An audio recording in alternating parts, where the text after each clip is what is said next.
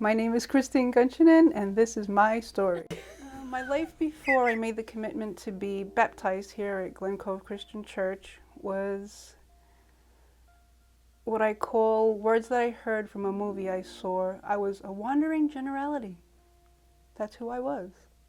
I was actually walking around nobody with no purpose. And that since has changed because of my commitment and my baptism. Well, right before I decided to come to Glen Cove Christian Church, as I passed it for 6 years and kept wanting to go in and never did, the weeks and weeks before I actually decided to come into the church itself, I had watched online. And I think I might mention why I came online, because I think that was kind of funny. I was scrolling through the pages of Facebook, and my family history, it comes from a background of alcohol and drug abuse. So I'm very sensitive to sounds and noises. So I was scrolling through the page of Facebook and I kept hearing and I was like, what is that? And then I saw this gentleman and I was like, oh, this dude's on coke. And I scrolled back down and I was like, listening to what he had to say, and I was like, oh, I really like that. He was talking about Jesus at a time when I really needed to hear about it because I didn't have much of a life. I knew Jesus existed. I loved him with all my heart and I knew he loved me, and I wanted him to take me home as fast as he could. And that's all I prayed for every single night for the last 5 years is, please, when I put my head down tonight, please don't wake me up. Take me home.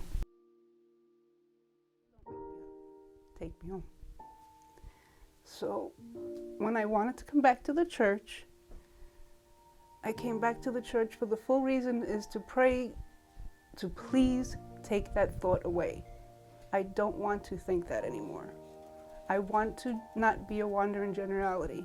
I want to be a person with a purpose. And I'm starting to find that purpose little by little. Progress, not perfection. So because of Glen Cove Christian Church, they've given me hope when I was in a very dark place. And ever since I came to the church, I decided to be baptized. One of my sons was with me, and one of my other sons was struggling, and I needed him home. And during this journey, not only did he come home, he's also a functioning part of Glen Cove Christian Church now. If that doesn't speak volumes of thanking God and sticking to his plan and getting out of my own head and listening to what he wants from us, that has been a very big successful part of what I prayed for very many years. The main thing I hear always when we go to the church is Bible, Bible, Bible, and Bible. So since I've been baptized, I've been reading the Bible, and every time I open the book, I just say, please fill my heart with what you want from me today. And when I go to work, my work is done in his name. My home life is where I struggle the most. It's the place where I could be my meanest. It's the place where I treat the people I love the most, the worst. As soon as I wake up, the first thing out of my brain to God's ear is, please let me be better today. I haven't been on this journey long. It's been a short journey, but I have grown volumes where I am not as nasty as I was a year ago. The main thing that I could say that I've learned this year is, I always knew I had a heart. I just never let it be used. I closed it down so many years ago that I didn't know what it was to love people or receive love, either way.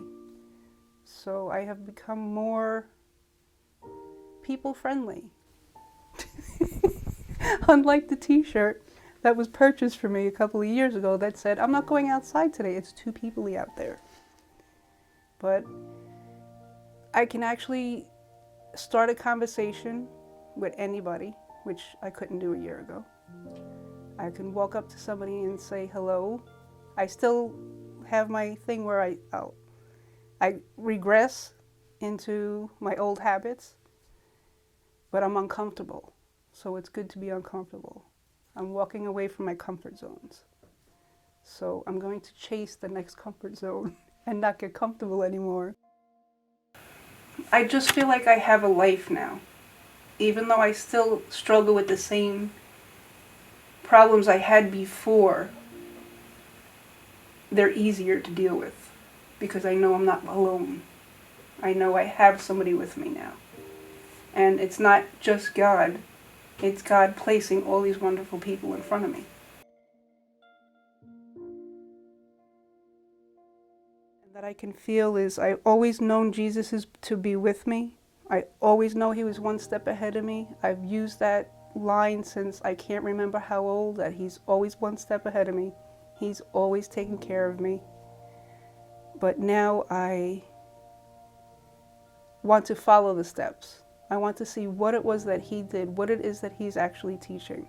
And I want to be just like that as much as I can. Every day of every minute. And I'll probably get there. And then I'll die. Nope. My name is Christine Gunchinen, and this is my story.